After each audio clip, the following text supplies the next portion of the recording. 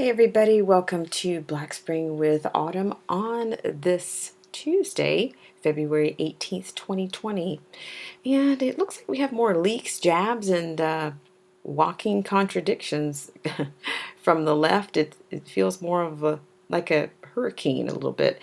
Well, more specifically, it's underscoring some issues with PR, perception of reality, amongst the Black community.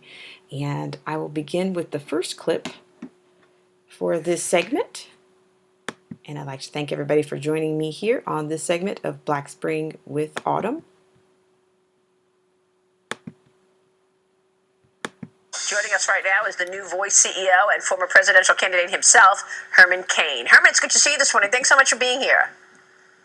Thank you. First, give me a reaction to Michael Bloomberg's comments just there that you just heard, as well as the most recent comments on stop and frisk, throw them against the wall.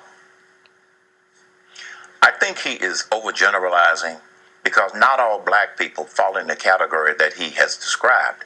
Yes, there are some that fall into that category, but the majority of blacks are the absolute opposite of that.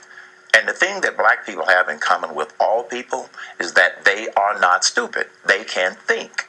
And so some of his perceptions going into this presidential race are totally different from the whole black community. The whole black community is not one homogeneous group. And that's what statements by Mayor Bloomberg and others, that's where they missed the point. Yeah, I mean, you make a really important point, and obviously we all know that. But give us your sense of the support for Michael Bloomberg from the black community. And what about the support for President Trump, by the way, of the black community? Because given the fact that you've got the unemployment rate at a record low, I think that's also stoking some interest in that part of the population. Yes. For the president. I get a lot of anecdotal feedback from black people because they are not as outspoken as I am in terms of their support for President Trump. Allow me to give you some statistics. In 2018, Rasmussen did a poll that showed that blacks support President Trump at a level of 36%. Wow. Late last year, there was an Emerson poll that came out and said that 34% of blacks support Trump. And then there was another poll. It was the Rasmussen poll in 2017, then early in 2018, and then a Gallup poll came out also late last year. It said it was also 34%. Three independent polls are basically indicating that at least a third of black voters are in fact supporting President Trump. But the narrative on the left and the narrative from the Democrats, they want you to believe that President Trump is struggling in the single digits. They even reported that that was what it was after the last election. I don't believe that number because when people come out and you do exit interviews, they don't always tell the truth. If they're in a black neighborhood, coming from a black precinct, and somebody standing there with a clipboard or a microphone in their face, they may not be totally honest. I happen to believe those three polls, which are well documented. Yeah. Herman, Kelly Torrance here. You know, I think you made a great point when you said that black people are not a homogenous group. And it does seem, though, doesn't it, that Democrats think of them that way. And they also think that they're more interested in identity politics and anger than in opportunity. Do you think that a Republican message might be getting through to a lot of people who have been Democrats for many years? Absolutely. The Republican message, the conservative message is getting through. And the reason that the Democrats play identity politics is because they are trying to intimidate black people to stay on the Democrat plantation. But those three polls that I cited for you indicate that blacks are not staying on the Democrat plantation. Many of them are like me. They left the Democrat plantation and they're not going back. Wow. I appreciate the results. I appreciate the results that this president and his administration are generating. Our challenge as conservatives and supporters of Trump is to get that message out. Not just one statistic, but all of the amazing results that have been achieved in the last 3 years. And those three polls indicate that in fact, a lot of black people are indeed appreciating the results and not just the perception. Yeah, that's going to be important going into South Carolina as well, Tom. Yeah, Herman, Yes. it's Tom Bevan. I'm going to ask you to put on your political consultant hat here. One of the questions in the Democratic primary right now is whether black voters are going to stick with Joe Biden or whether they're going to migrate to another candidate in the field. What's your take on black support for Joe Biden? Is it just this sort of warm and fuzzy feelings about Barack Obama, his association with Obama, or is it really solid and going to stick with him, do you think? I think the people that were or are supporting Joe Biden are going to go in three directions. I don't know in what amounts. First, they may go to Mayor Bloomberg because he's a billionaire. Secondly, they may stay with Joe Biden because of his past association with Obama. But more importantly, I believe most of them that are leaving Joe Biden are going to support Republicans and support Donald Trump. Why? Because they are not buying this narrative, this negative narrative about perception, about the results don't mean anything. They're just trying to downplay this economy rather than allow people to learn the truth. Yeah, so I think a funny. large percentage of them. Yeah. Because, you can't even get them to admit that the economy is going well, and then you got this war of words on Twitter between the president and former President Barack Obama over the booming economy. So Obama tweets this out yesterday, Herman. 11 years ago today, near the bottom of the worst recession in generations, I signed the Recovery Act, paving the way for more than a decade of economic growth and the longest streak of job creation in American history. So he's taking credit for it. And then President Trump fires back writing this. Did you hear the latest con job? President Obama is now trying to take credit for the economic boom taking place under the Trump administration. We had the weakest recovery since the Great Depression, despite zero Fed rates and massive quantitative easing. Now, best job numbers ever. Had to rebuild our military, which was totally depleted. Fed rate up, taxes and regulations way down. If Dems won in 2016, the USA would be in economic depression, ? He writes, and military trouble right now. The best is yet to come. Keep America great. Herman. Well, let's start with that recovery from the recession that Obama inherited. It didn't grow as much as previous recessions when they were able to get in as president. Yeah, it was the weakest recovery we've ever seen. It's the weakest recovery we have ever seen. Now, here's some things that the Obama administration didn't do.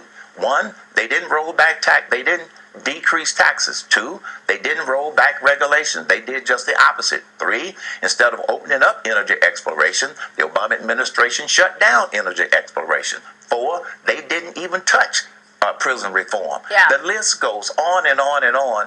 And so you cannot take credit for things that you did not do. Yeah. And that's what he is trying to allude to. He didn't do any of those things. The things that President Trump and this administration did are the things that have propelled this economy, not the economy that President Trump inherited. Yeah, and don't forget when he said, "Oh, what does he have, a magic wand?" He was questioning the president promising all this job creation, Les. Yeah. So, Mr. Cain, Yes. question for you.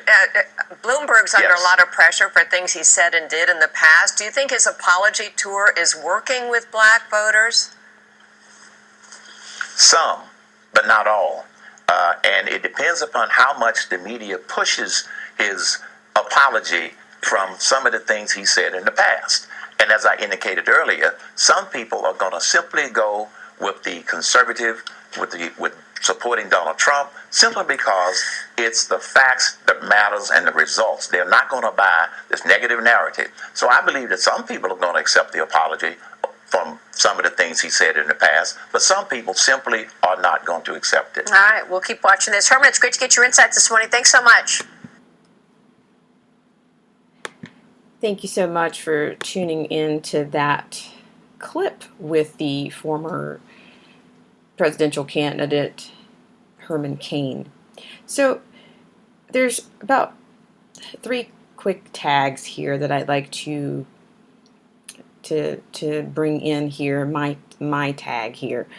Well, for one, I'd just like to start with the economy.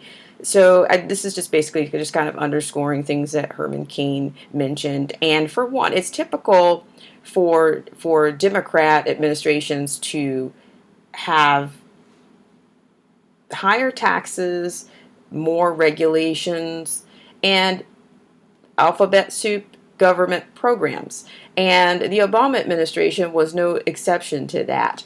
In fact, they were, in fact, the government programs that he created more of a dependency, much like, historically, like FDR. When his New Deal programs were considered the antidote to the Great Depression, which is, you know, pretty mythical if you look at the statistics on that. What happened with the statistics on that? The unemployment rate was higher. All of these things that the Democrats do are opposite results in what happens when you deregulate, you cut taxes, and you hands off with smaller government. So I can see exactly where Herman Cain is going with his point, and it's pretty much proven in history, economic history. It's also in economics. It's pretty basic economics that their plans don't generate growth, economic growth. In fact, President Obama's plan or his actions actually suppressed, they flattened the economy with low interest rates. It did not grow. The economy did not grow. They actually sat on that growth for months at a time. So I can totally see where, Herman Cain gets his points from. It's actually, he's spot on with that. So, and then on to my second point, the thing about Michael Bloomberg is, everybody wants to, the media, I don't know why, Michael Bloomberg, Biden, Bernie Sanders, I don't know why the media, they just insist on delusional and perception and reality issues. And why do they insist on tethering Joe Biden to President Obama when President Obama did not endorse Joe Biden? He never endorsed Joe Biden to begin with. So, the BFF is on fumes. The Malarkey tour is on fumes. I really wish they would, just kind of they need to drive deception. They need to drive delusion. They need to keep the perception up because they think that they're winning and they're actually losing. They're losing black voters. They really are. And furthermore, it's, I go on to this whole perception and reality problem. It deals with, when you talk about a candidate like Michael Bloomberg, he speaks of blacks in a very archaic manner. It's very a primate. He speaks of blacks in a behavioral way that almost resembles what somebody would think of primates. I mean, his quotes on most blacks and Latinos don't know how to act in a workplace and that they have no prospects. I mean, this is my paraphrasing.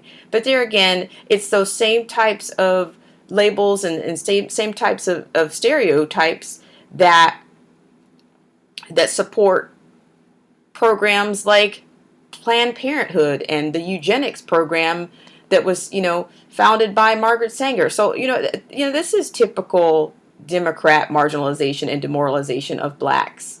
And I don't believe that an apology tour or a color trail through the Southeast, I don't think that's going to be enough. The numbers are out. That's another underscoring of what Herman Cain said. The Rasmussen poll came out last year. You had the Rasmussen poll that came out last November at 34%. You had the Emerson poll at 34.5%. These two polls backed each other, followed one another last fall. So I'm not really, the denial, the numbers are out, the mask is off, and the Democrats are losing their slaves, if I can say. They are certainly losing their slaves. And the people that are remaining on the plantation or the prairie collies that are still on the plantation, they are more likely to, we have a lot of people that are unthinkers. They don't think. They want to be told. They want somebody to reassure them or promise them things like Bernie's promising socialism and free this and free that. You know, they cannot imagine what that is like because they would rather be told.